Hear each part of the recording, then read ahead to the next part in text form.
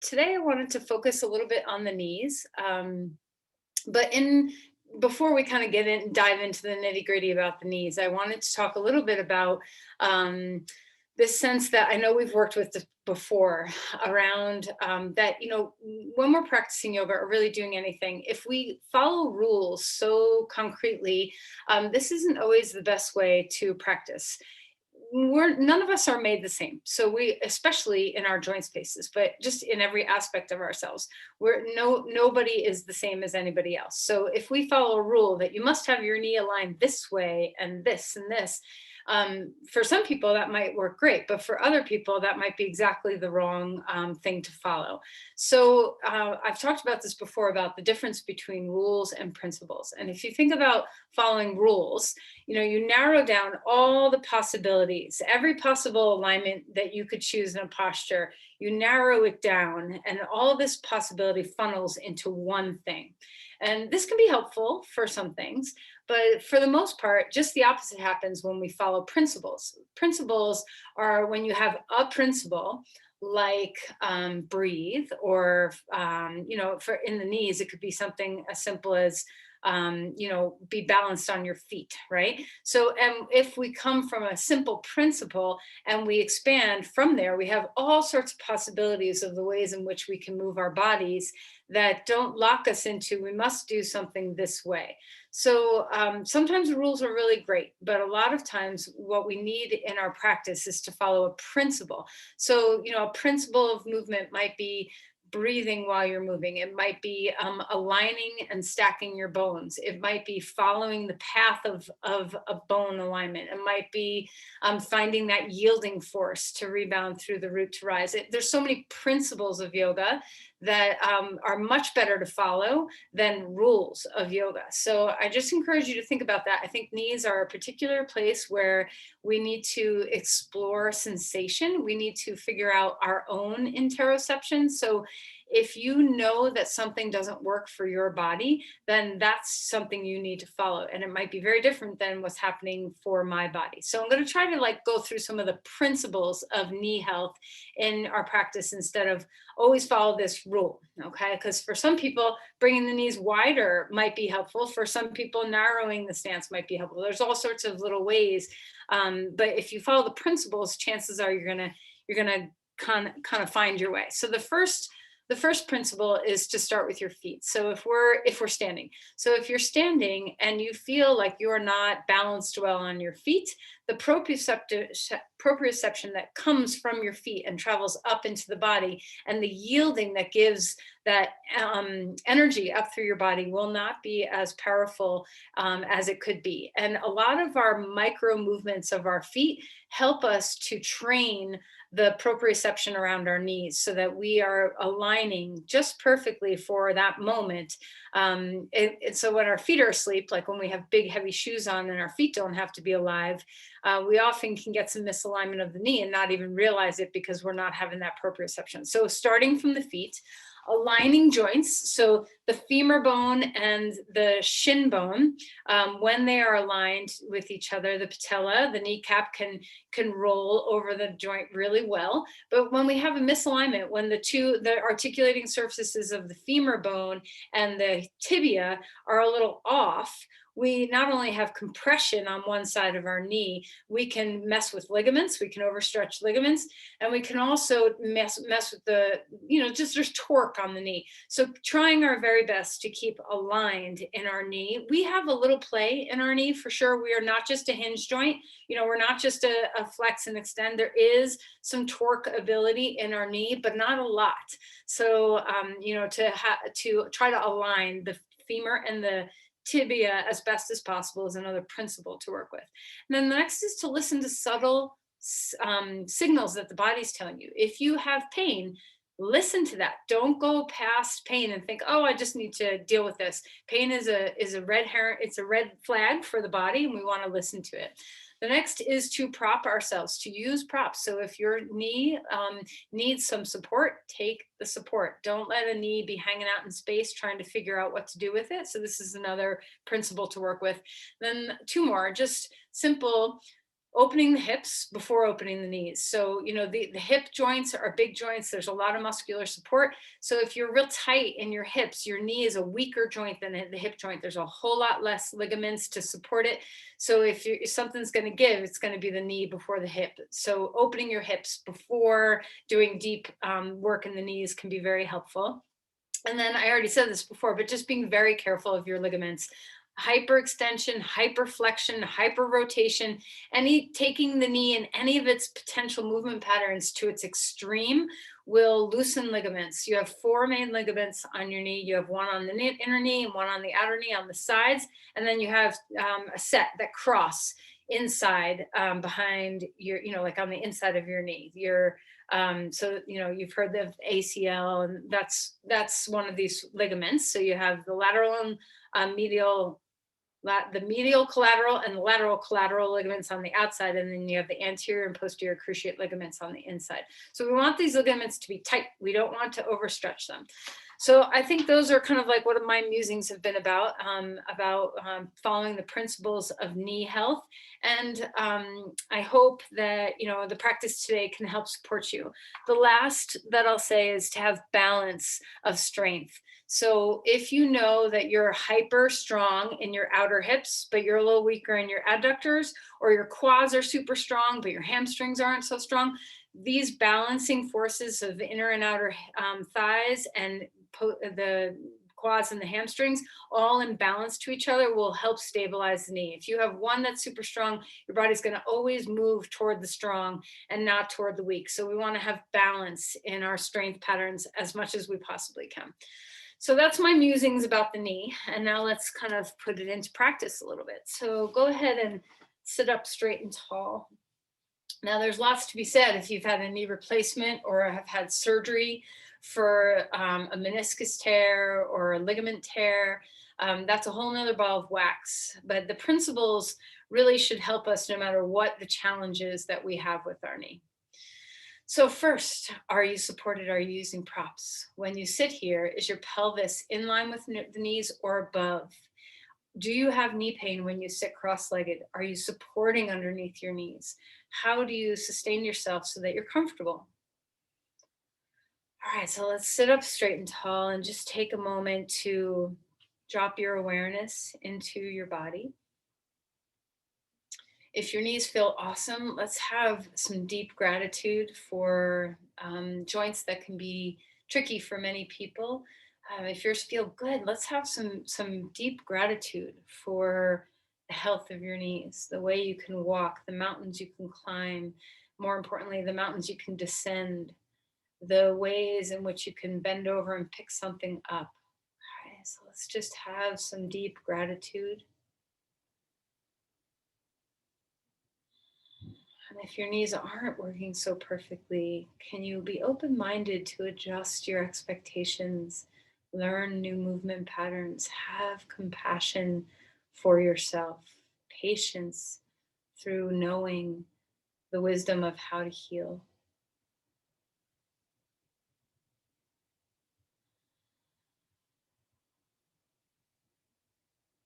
Can you feel the spine?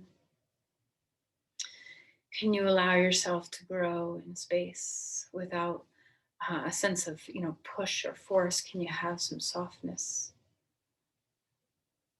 Is there ease built into your pose here? How is your breath?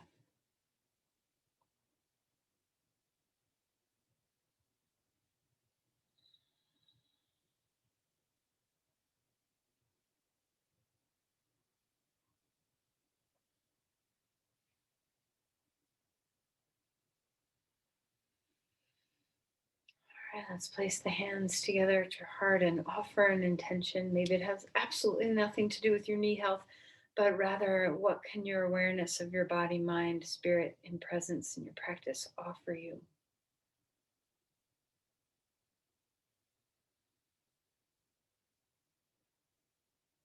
Let's release the hands and let's come onto our back. All right, so as you lie down, enjoy. So, it's different when we lie down on our back.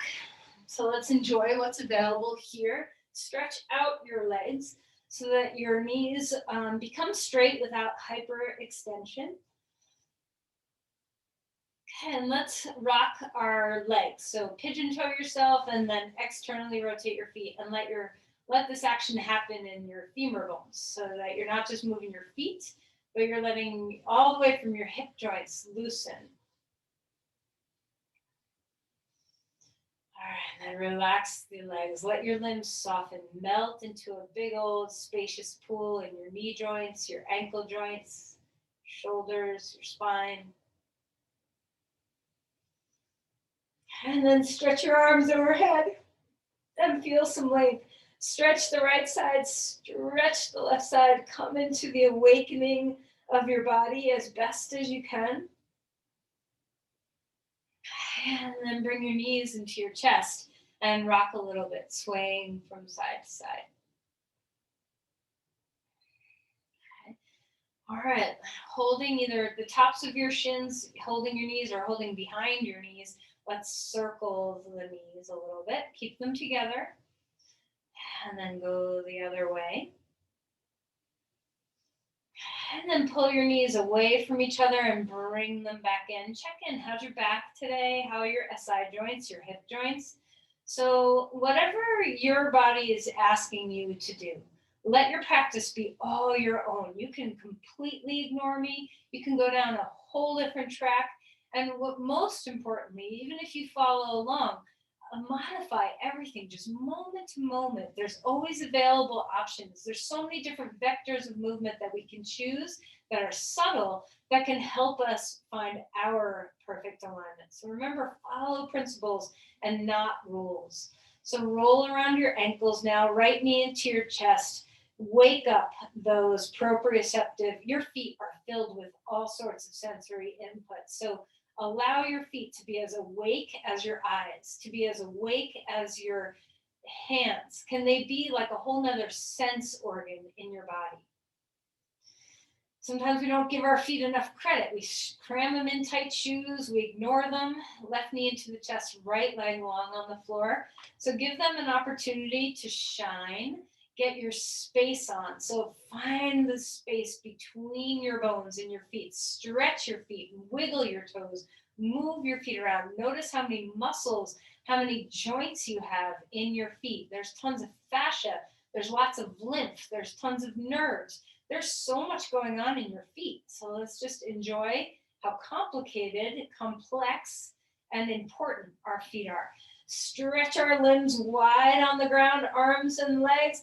Navel radiates to edges. Wiggle your fingers and toes. And then draw your knees in and pick your head up and curl into a ball. Let's try that twice more with breath. Open your body out. Exhale, draw your body in. Inhale, open your body out. Exhale, draw it in. Put your feet onto the ground and let's wake up some of the outer hip muscles by windshield wipering our knees here. Rocking to and fro, left and right. All right, and then go ahead and grab a strap and put it around your right foot and lift that leg in the air. Your left foot can be on the floor or your left leg can be straight on the ground. Whatever is creating a neutral low back and pelvis for you.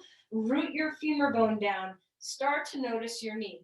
Do you tend to push the knee back? Are you a hyperextender by nature? How can you be very respectful to those four ligaments that help your knee? So many muscles wrap around as well. So can you feel the back of the hamstrings, the belly of the muscle broaden?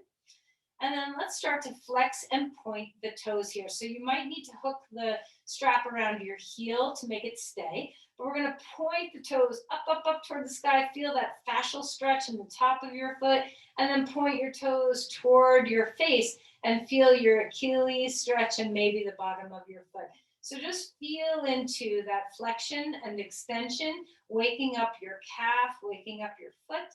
And now find some rotation of the ankle joint. Just keep soft in the knee. Try not to go back to hyperextension. and then roll the other way, creating a lot of range of motion in the ankle joint itself. Draw the knee into the chest, half happy baby pose, hands on the strap. Pull that knee, that hip into some deep flexion, and then lift that leg back up again. One more time, pull the knee down into some deep flexion and lift that leg back up. Take the strap into the left hand, left leg is either bent or straight, whatever you want. Cross the right leg over past the midline. Try not to just scissor your inner thighs. Inner spiral, sit bones wide. Move your femur bone back in the hip joint and soften the knee. Extend the crown. Get really long in your spine. As you start to cross the foot past the midline, try not to overdo. So we're not working into a spinal twist here. We're trying to get the outer hip to awaken and open. Feel the outer hamstrings awaken and open. And then let's lift that leg back up. Take the strap in the right hand, and we're going to open the right leg out to the right. Once again, the left knee can be bent, foot on the floor, or left leg straight. Whatever you're doing, try to keep the pelvis stable on the ground. Instead of trying to let the foot come toward the earth, we're opening up the pelvis as much as we are opening up the inner thigh. So we want to stay grounded in our pelvis. That requires a little core. And then go ahead and lift that leg back up. Bend your left knee now, cross your right thigh over your left thigh, and draw the knees to your chest. And once you're here, if you want to rock a little bit, or if you want to compress the knees toward chest and release them, kind of having a little bit of movement in your pose is fine, or you can be very still. Just feel the hips awaken and open a bit. All right, and then lift those legs straight back up in the air. No strap right now. Open your legs wide out to the side. You can bend your knees to do this. The legs don't have to be straight. Your legs don't have to be far. You can have them just a foot or two away from the midline. Engage your core. Find your breath. And then bring the legs back in. Right foot comes onto the ground. Left foot in the air. Strap around your left heel. Move your femur bone back in the hip joint. So feel your hamstrings start to awaken into some openness. See if you can feel the belly of your hamstring get the stretch. Root the thigh bone down so your low back has some softness. Breathe deeply. Walk your hands down the strap so your shoulders are not all tense. All right, and then let's make sure the strap's hooked on the heel so we can do this. And we're going to point and flex the toes. Waking up the feet, waking up the ankles, the calves. See if you can sense that the knee is not hyperextended. If a lot of our capacity to build strength about the micro movements that the knee does, we want to have the feet alive. We want to have the muscles that that help us balance warmed up. So now let's circle the ankle. The peroneal muscles on the outside of the shin are really important for our balance, as is so many other muscles. Go the other direction in your ankle roll. Just feel the feet wake up. Now, if this is uncomfortable for you, if you have foot issues, then that's something to remember, that we're a little more vulnerable in the joints above if our feet are not as stable and aware and awake as we want them to be. Cross the left foot now over to the right. Keep your left hip moving away from shoulder and lengthen spine. Your right foot can be on the floor with your knee bent, or your right leg can be straight on the floor, whichever feels best for your body. How is your breath? So remember, the rule is not to have leg bent or straight. The rule doesn't matter. It's the principle of, do I have spaciousness in my spine? Is my pelvis broad? Am I able to breathe? All these things matter way more than what the alignment or the placement of your bottom leg looks like. Open the leg up to the left now. So take the strap in the left hand, let that left leg broaden open, stretch the inner thighs a little bit. Feel free to bend the right knee or straighten it, whatever is going to give you a sense of stability across the pelvis. We want the pelvis to sweep in balance. We don't want to tip to the left. And try not to just muscle your way into that. Back off until you feel there's a slight softness in your stability instead of just gritting your right hip down into the ground. Okay, come back up 2 feet into the strap, stretch your spine, lengthen it. See what it feels like to have that axial extension. Okay, bring your right foot out of the strap, keep the left foot in. We're gonna come into half happy baby pose and then stretch the left leg up. Half happy baby pose, stretch the left leg up. Maybe you wanna hang out in half happy baby pose for a moment, compressing into that left hip joint. All right, and then we're gonna cross the left thigh over the right thigh and draw your knees into the chest. So we've spent a lot more time on the ground than we typically do. So how does it feel to just kind of be aware of your legs, of all the muscles that we've been awakening in your lower extremities? How's your breath? Sit bones wide, spine long. And then release and melt. Come onto your right side, roll onto your right, grab onto your left foot, and stretch your quadriceps here. So we're just trying to get into all the muscle groups, the hamstrings, the quads, the inner and outer thighs or hips. Okay, so stretch your quad here, tailbone toward the knee, pubic bone up. Notice, are your knees able to compress the back of the knees like this, or does compression in the back of the knees difficult for you? So just follow what your body is able to do. And then come back up, knees to the chest, roll to your left side, grab onto your right foot and stretch your right quad. Tailbone toward the right knee, pubic bone toward the belly button. Open the chest, try not to roll over. Stack hip over hip, rib over rib, shoulder over shoulder. How is your breath? Are you finding any subtle sensations yet in the knees that you need to adjust for, modify for? All right, then let's roll all the way back over onto our right and come up onto your hands and your knees. If being on your knees is difficult, you can try putting a blanket underneath your knees or a blanket right below your kneecap so your kneecap itself isn't on something. Or if your knees can't handle being on the floor, you can always do cat-cow standing like this, where you can round the spine and arch the spine without having to be on the knees. So whatever pose is available for your knees today, let's find our way into movement. Now, I know there's a couple of you in here who have had knee replacements recently. And then I know there's others of you who have had knee injuries over the course of time that have healed. So let's just be very personal in your exploration of your knees today. Try to explore, what is it that causes my knee pain? Do I have imbalances in my strength? Are my feet awake? Are my hips open enough? What am I looking at? You know, so try to explore your own relationship with your knee health. What's working for one person may not for another. So really, it's a very personal exploration of what bothers your knee, what helps your knee. All right, and then feel free to swirl around. Let your spine wake up. Let your hips wake up. Swoop around in your pelvis, however you want. Remember that getting all the muscles in your hips loosened will help you stay in good alignment, or not take extra burden, I should say, on your knees. All right, now we're going to come back towards child's pose, which may be difficult. So that compression in the back of knee, if it doesn't feel good, stick a bolster or a blanket behind your legs, or behind your knees, let's just say. Sit bones high and wide, a strong anterior tilt.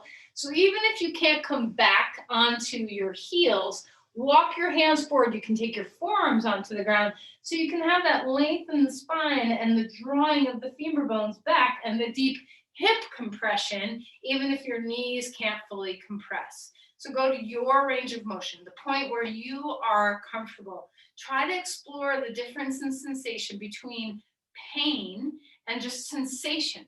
Sometimes stretching can be painful, but only you can determine this is a healthy feeling, this is an unhealthy feeling. So really try to get to know those symptoms in your own body. If you're comfortable, walk your hands over to one side of the mat, open up the breath, enjoy the fact that you're not just your knees, you're a full body breathing, enjoy that space in your ribs.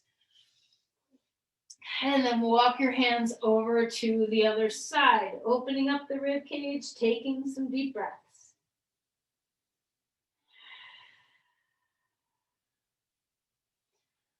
All right, and then let's come back to center. Come up now to dog pose.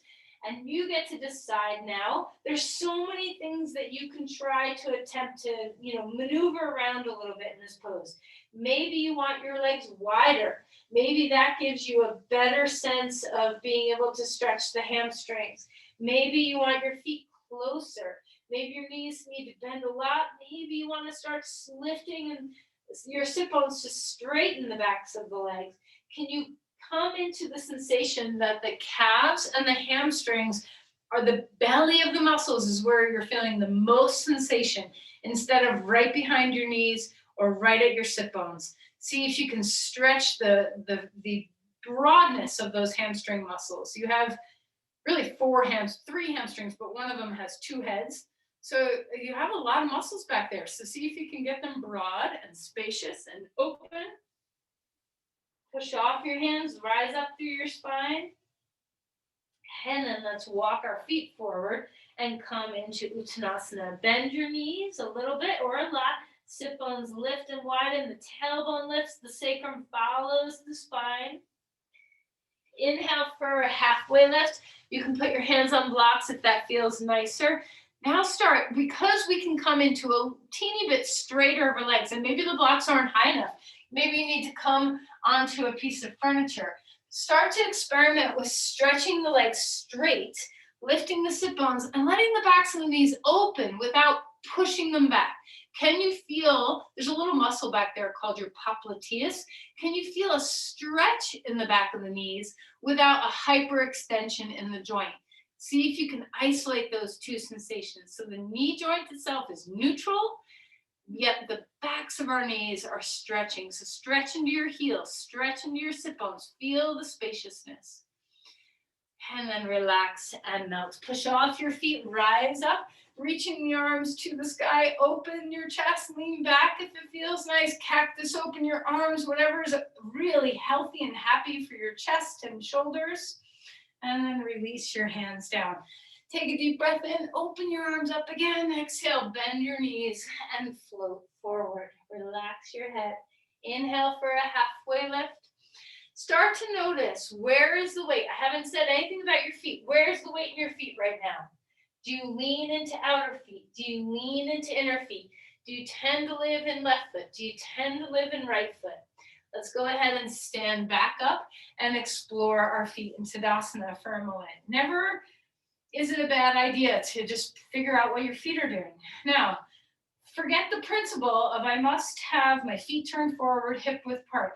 Maybe you're more comfortable with your feet wider. Maybe you're a teeny bit more comfortable with your toes turned out. See what is a natural, neutral sensation in your body. So forget the alignment rules and follow the principles. Where do I find balance in the four corners of my feet the best? Maybe let's rock into the toes a little bit. Let's rock into the heels a little bit. Let's rock into the outer feet and into the inner feet, maybe into the left foot and the right foot. Just explore weight in the bottom of your feet in lots of different ways. And then discover when you're here with at least hip width apart. So usually if we bring our legs together, it's not as stable, first of all, of a place, but we also tend to lock our low back and our knees when we're here. So have the feet at least hip width apart, maybe wider. Soften the knees. Ground into the soles of the feet. Feel all 4 points, big toes, mounds, pinky toe mounds, inner and outer heel. Maybe you prefer 3 points where the very center of the heel is your anchor. So find what helps you ground your feet. And then notice your arches. Are they collapsed? Do you tend to roll? Where is your weakness in your ability to stand well on your feet? And then a little bit of strength in your quads. So soften your knees into a teeny bend. And when you start to feel your quads have to kick on just a little bit, and if you can't feel it, bend your knees a little teeny bit more. Do you tend to feel strong? Do you pull your knees out or do you pull your knees in? Or do they stay in a neutral plane? Find your breath. Okay, we're gonna bend just a little bit deeper. Now we're gonna start putting a little stress on the knee joints. What happens here? Do you tend to collapse the knees in? Do you tend to pull, want to turn your feet out? Where is your tendency? A lot of times we tend to be, many of us tend to collapse inward a little bit. Our outer hips can get a little lazy in the action here. So find what's working for you. Don't go too deep. We're not going into chair pose just yet. We are going to do some chairs. All right, and then inhale, stand up straight and tall. Okay, we're going to come up onto the toes for a moment. And it can just be a light on the toes. You can even still have your heels on the ground, but you're just putting weight into your toes. Maybe your arms need to come into a different position for balance. And just notice what changed when you came onto your toes. Where's the proprioception in your knees? Do you want to lock your knees out? Do you want to bend your knees? Can you feel your knees moving at all with your feet that are moving? All right, and then come onto your heels and rock back onto the weight of your heels. And again, can you feel what's happening? Is your core kicking in? Where do you want your arms? And then we're going to stand into our right foot and lift our left knee up. So one of the tendencies in our balance is we want to lock out the standing leg knee. So let's try to have a little micro bend, or even a little bit more of a micro bend. Find your breath. Where is your foot? Can you feel, try to test your balance. So pick up your head and lean back. Close your eyes. Lean a little bit left, lean a little bit right, forward. Give your foot an action to do, something to move against to try to keep you balanced. And notice how much this affects the movement of your knee. Okay, let's put the other foot down onto the ground. Training our proprioception is really important. This is why bare feet, if we can handle it, if our feet are okay, is a really great skill to have. It's one of the main things that's nice about our yoga practice is we're barefoot. So stand on this one leg, soften the knee. If you need balance support, take it. Walls are close by, probably, but see what's available when you lift your head back. What changes in the way your core, your knee, your foot has to act? Put your head back straight and close your eyes. This is probably the best thing to do, to notice how much work your foot has to do. Awake, alive, your nervous system is wide awake. You have a lot of nerves going on. Okay, and then relax and just notice what's a little fatigued by doing that. Did you hold your breath? Hopefully not. Okay. Take a deep breath in, open your chest, exhale, and fold forward. Step your left foot back, right foot comes into a lunge here like we often warm up. Let's find some stability of having this principle of our knee either landing on top of our ankle or before. So, putting our knee past our toes, which is totally safe in certain circumstances, like when we're climbing stairs. But when we're in a big lunge like this, a nice principle is to align our bones, okay? So what does it feel like? Is your shin and your femur bone in alignment to each other? Are you caving the knee in? Are you pulling the knee out? Can you have a sense inside that your femur bone and your shin are articulating well to each other? What about your back knee? Is it hyperextended? Is it locked out? Do you need to have a soft bend in it? Sometimes when I bend my knee, it makes my glutes kick on a little bit more. See what's available to help you stay steady. When you're ready, rise up. When you do you tend to cave one way or the other with your knee? Where is your natural strength pattern? How is your knee in a lunge? Okay, so remember, if you ever need support, like post-surgery or anything else, you can always have, in any of the standing poses, a shin supported by a block, so that your knee is not in this wobble zone of movement. So you can always stabilize by closing the chain. Okay. Bring your arms up, out, wherever you want to be. How's that back knee? Do you need to bend it a little bit? Can you press your heels to turn your glutes on, your front heel? And then release and melt your hands. Back foot comes forward. Fold, bend the knees, rise up. Exhale and release the other foot back. Come to a lunge on this side. How are you? If you know that your knee doesn't bend well, if you have some issues with weight bearing in a lunge, What can you do to support yourself? Maybe your hands need to stay on blocks and you not come upright.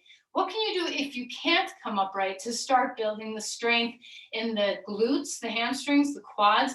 Can you press your heel down on the ground? Can you feel all 4 points of your foot?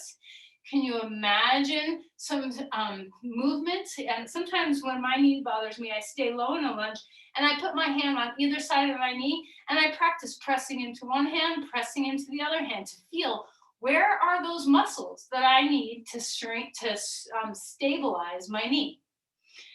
Come on up. Remember, you can always support your knee against a shin, against a piece of furniture or a wall. Find your breath. Back knee. Can you soften it a little bit, or is it pushed really straight? Try not to lock the kneecap. Press your front heel into the ground to activate your hamstrings and your glutes. Notice where your tendencies are. Do you tend to collapse? Are you a knee caver? Breathe. All right, let's walk our hands back down onto the ground, step back to dog pose. When we're here, same rules apply, or principles apply.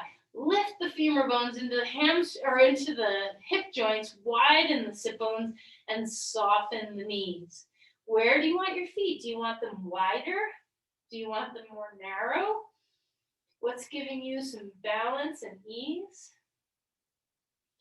Come forward into a plank. When you come into a plank, what happens to your knees? So much of the time we focus on our core and our shoulders. And we kind of forget that our knees are part of this pose too. So do you tend to hyperextend? Are you a knee pusher? You know, what happens for you? Is there even, if I had hands on your outer thighs and your inner thighs, which would be easier to push against if you had a block on either place? Where is your strength naturally live? Where does your weakness naturally live? Let's come down onto your belly. Find your breath. Inhale, open to a beautiful cobra, let your spine broaden, and exhale and melt back down. Do you just let your glutes be lazy in this pose? Can you activate? Find your breath. Exhale and melt and come back down. All right, so come back up, maybe all fours, swish your spine, maybe to dog pose, pedal your feet, anything that feels good. And we're gonna walk our feet forward and come up to stand. Now, Uttanasana, obviously I've said this many times with Uttanasana before, where if your knees are unstable, put a block between your thighs. Now, a lot of times, if our outer hips, you know, we can have this imbalance between our inner thighs and our outer hips. So if we are a knee knocker, often this is a weakness in our outer hip muscles. So, you know, having a block to stabilize the inner knees without letting them knock will give us a fighting chance to find the inner thighs and the outer hips in balance. So we're going to do a couple different versions of chair pose. This will be the first. Before we come down into the pose, find your feet. Okay, maybe rock onto heels, rock onto toes, start to micro bend your knee, experiment. When you do that, where is the strength landing? Is it balanced left and right? Is it balanced inner and outer? Start to bend a little bit deeper. Can you imagine that you're trying to push yourself straight so that your hamstrings and your glutes are kicking in? Try not to do the pose without any of these four quadrants: your quadriceps, your hamstrings, your outer hips, your inner thighs. See if you can have some balanced effort and start to know where your strengths are. Do you always pull your knees out because your hips are strong? Do you have weak inner thighs? You know, where is your imbalances? I do have one leg that's stronger than the other. Where do you want your arms to be? Lift up your toes. Start to feel that your hip flexors are part of this too. Gentleness on the block. We're not vice gripping. Wide sit bones, femur bones drawing back. So getting your quads strong, go ahead and stand up straight and tall, is a really important thing to do. So a lot of times we have pretty strong concentric contraction of our quadricep muscles, like pushing off a stair to straighten our leg. That's a concentric action. Anything that goes from knee bent to knee straight will be a concentric contraction of our quadriceps. Anything going from a straight leg to a bent knee with a break on, so you're not just falling, is an eccentric contraction. And this is a pattern that's often weaker in many of us. Going downhill while hiking, having to stabilize the knee while extending. So knee extension and flexion is a little weird. So this is knee flexion, this is knee extension. Knee extension strengthens the quads.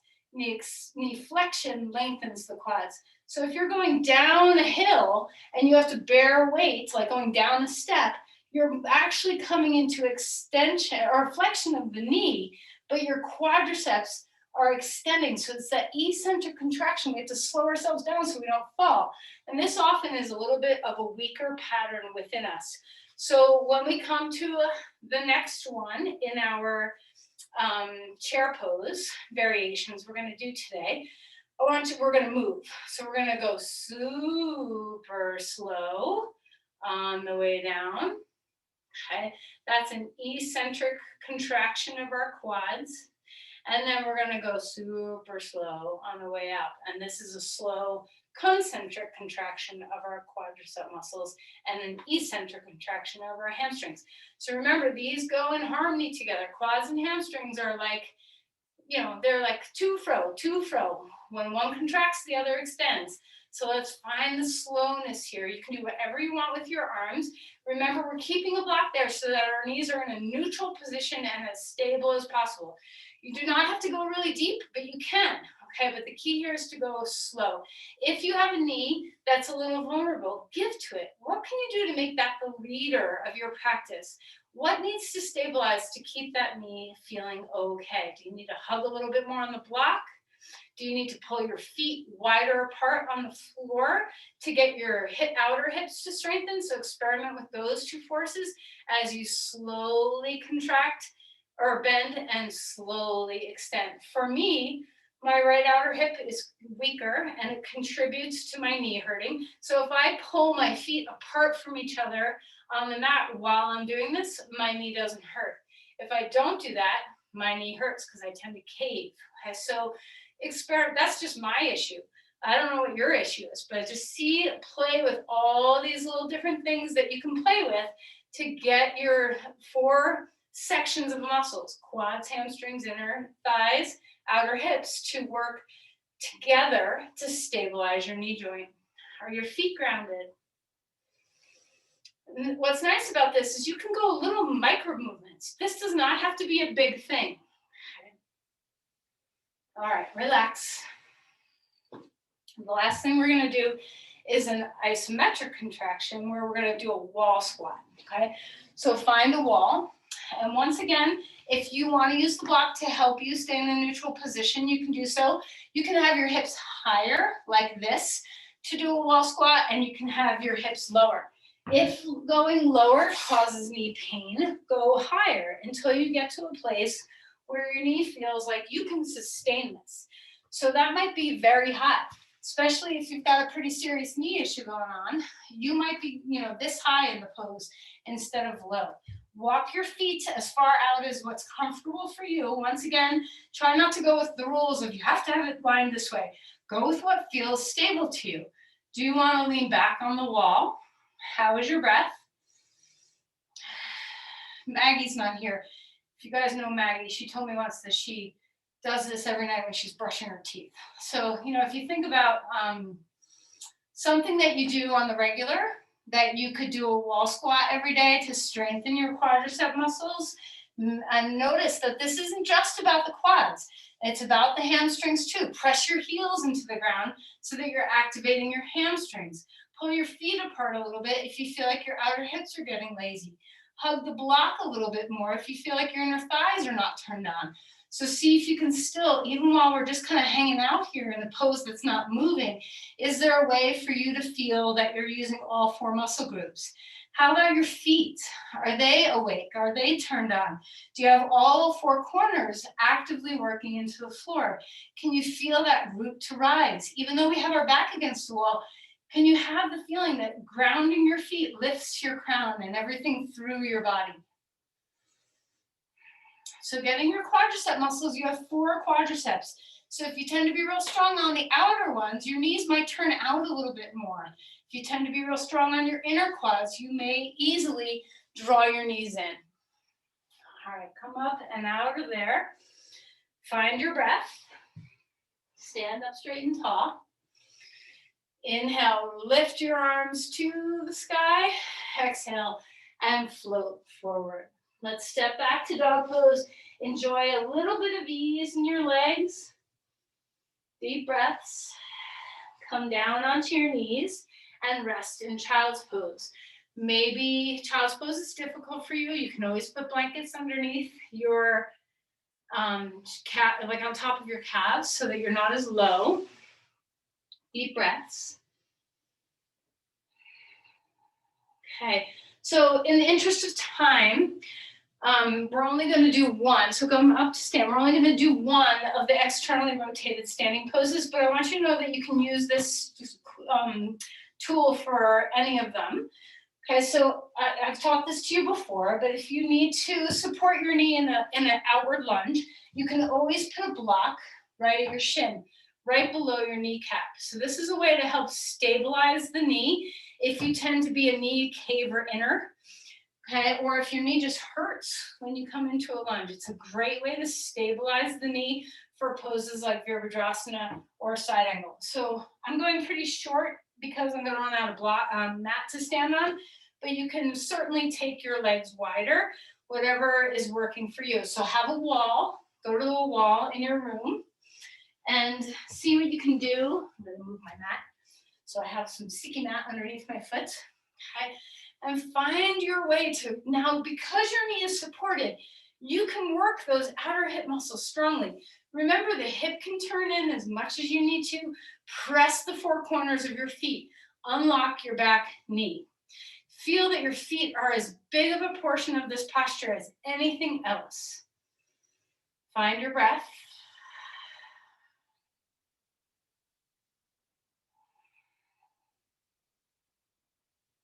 Great way to strengthen the outer hip muscles to support the knee joint. Okay, let's go ahead and find our way out and come to the second side. Okay. So as you find your way, you can use a wall. Now, if your feet are long, if you have a long feet, I don't have such long feet, so I can have the block this height. But if you're against a wall and your feet are long, put the block this height so that you have space for your toes. Okay. So however open you want to be, let the pelvis turn as much as you want. Once you have this nice stable feeling, ground the feet, press the 4 points of your foot, spin the jar lids of your foot so the left toes turn out, heel turns in. Activate those outer hip muscles that will help you align your knee. So we want our knee to stay aligned with the middle toes of the foot instead of caving in toward the big toe side. And if you have trouble with that, let the back hip turn enough to keep that alignment. Breathe your way here.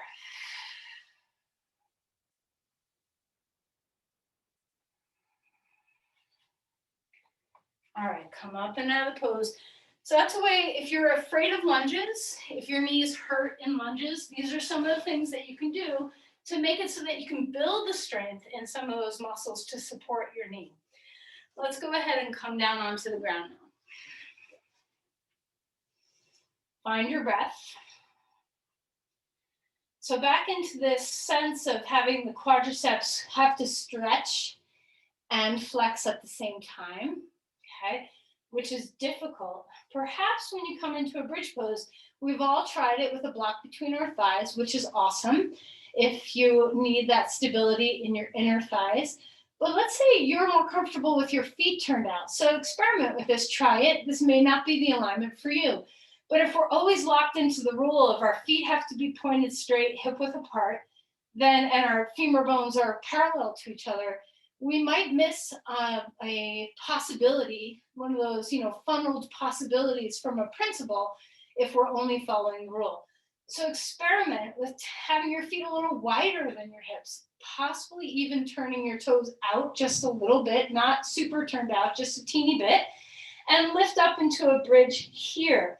So we want our glutes to work. We don't want to overpower the pose by compressing our pelvis and lifting the sacrum too high, but we do want our glutes to turn on. We are not passive in our glutes in this pose. So sometimes having the legs a little bit wider can help the kneecaps track a little bit better for some people, not for everybody. So experiment with this action. And then when you're ready, lower down and put your feet more to our typical way of doing it, with our feet hip width apart and feet pointing straight, and lift up here. Which feels better on your knees? Okay, which feels better on your sacrum? Don't be afraid to take your legs wider and activate some different muscle groups. Even if your legs are wider, you can still press your big toe mounds into the floor. We're not turning our legs out into rotation. We're just widening the pelvis a little bit. So see what's working for you.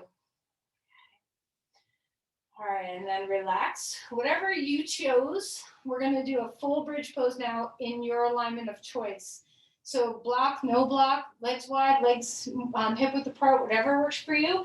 But as we often do in this pose, when we come up, don't thrust your pelvis up. See if you can keep it on a fairly gentle plane, and then feel all four corners of your feet, your big toes, your pinky toes, your inner and outer heels. Can you ground your feet well to activate all four of those muscle groups?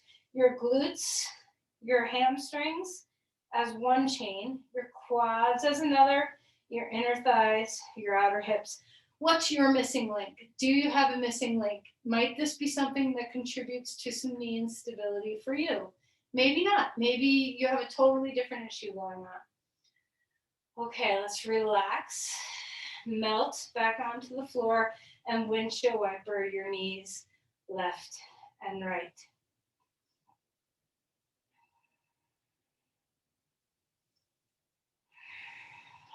All right, so I'm going to show you a very different kind of pigeon pose. Once again, breaking the rules, okay? So I want you to start on your left hip, knee is bent, and we're leaning all the way over onto our left hip, and we're leaning forward, okay? And then roll your right hip toward the floor to whatever place allows you to stretch your hip without burdening your knee. So your heel is close to your pubic bone. We start on our left hip and we roll the right side of the pelvis toward the floor before pain. So if you tend to have a lot of pain in pigeon pose and you always revert to reverse pigeon pose, this might be a healthy option. Now, if we were doing full pigeon and you were up like this would not be healthy for your SI joints to be high, leaning on one hip with your pelvis imbalanced like this. But when we are leaning down forward, we're not taking pressure on our sacroiliac joints in the same way. So it's okay to have the pelvis offline. Feel the stretch through your hip. Is there ease in your knee? When our femur bone and our shin bone are like this, that alignment is held pretty well.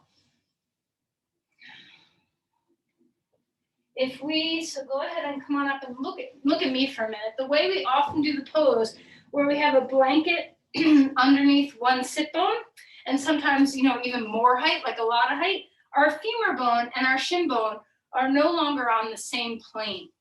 So this can put a lot of torque on the knee, and we have to be really mindful to align our tibia and our femur bone at the right place. It's not that it's a bad way to do it. It's a very good way to do it, but it often can be a contributing factor to why it's difficult for some of us to actually do pigeon pose. So if you want to have gravity help you, try leaning on the hip. As long as you're leaning forward, you're going to be safe doing this. If you come up, not a good plan. Switch to reverse pigeon pose instead. Let's go ahead and try the other side. Okay, so leaning on our right hip. So we're like leaning on our side a little bit. Our heel is closer to our pubic bone, and then we're rolling toward the floor with our pelvis just to the place where we get a stretch in the hip without burdening the knee joint. Now, don't forget about the back knee too. What's best for you? Do you like to curl the toes under? Do you like to lay the toes flat? It places the kneecap in a different position with that back leg. So just see, experiment. You know, this is not to say that the traditional way we do pigeon pose is wrong. This is just another possibility to protect your knee if the torque of a slight external rotation is a little too much for the ligaments and attachments in your knee joint. This will stress your ligaments less in your knee. We just have to be mindful that it's not transferring to any compression in the pelvis. So make sure you're leaning forward and lengthening the spine.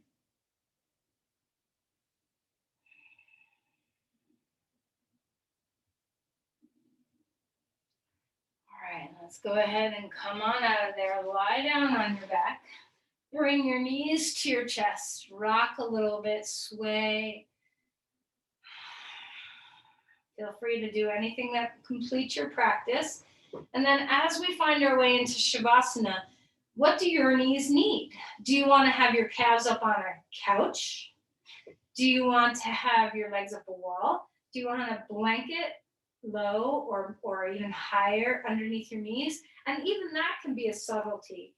Do you like the blankets more under your thighs? Do you like the blankets more directly under your knees themselves? Do you like the blankets under your calves? So try not to have a, this is the right way and that's the wrong way. Experiment and pay attention to the sensations that come.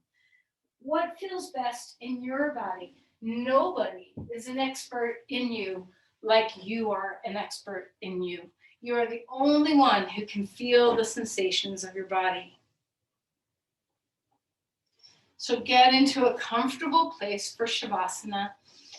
Find a sense of deep rest.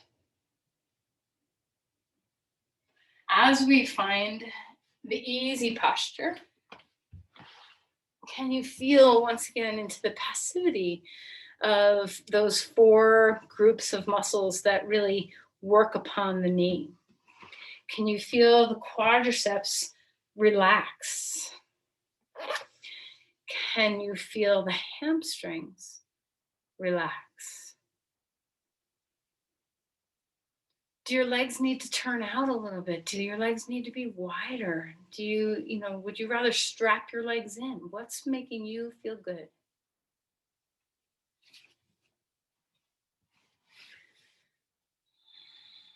Can you melt the spine? Can you feel at ease in the pelvis, the belly? Can you let the breath be a steady stream as you melt? The back of the head resting, the shoulders resting.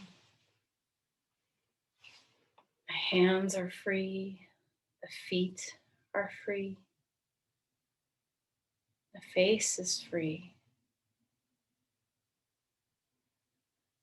Give yourself over to the breathing body.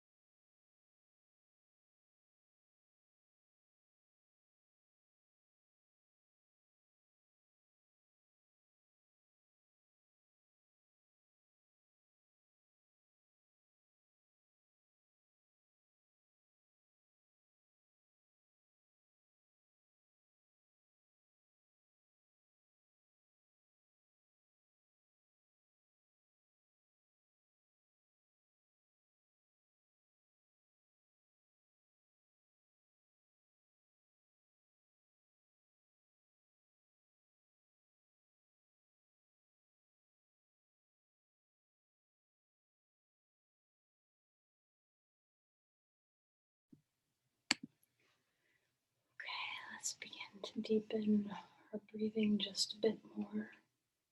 See if you can sense into the restfulness of Shavasana.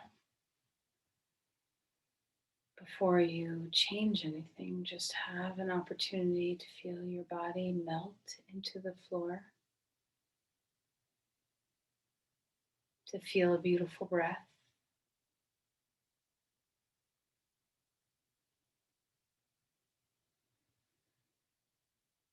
And then find movement, whatever feels right to you.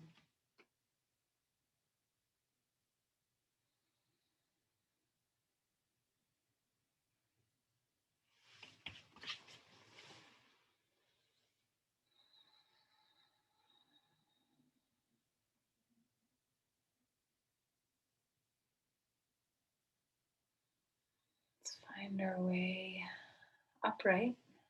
Take your time. As you come onto your side, pause for a breath. Once again, finding a seat that supports you. So even don't forgo this even at the end. You might think, oh, we're just saying goodbye, doing a little, namaste. I don't need all that props underneath me. Find a comfortable seat every time you sit on the floor, even if it's only for 30 seconds. Support your body well. Use the props. Just take the time to find that seat. Take a breath. Receive a breath. Give out your breath. Offer any merits of your practice, sense of presence, introspection, exploration, curiosity within yourself. Offer this outward as a gift to another.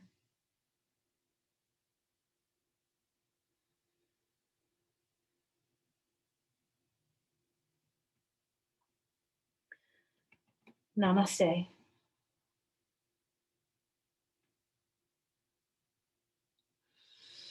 Thank you, everyone. Hope everyone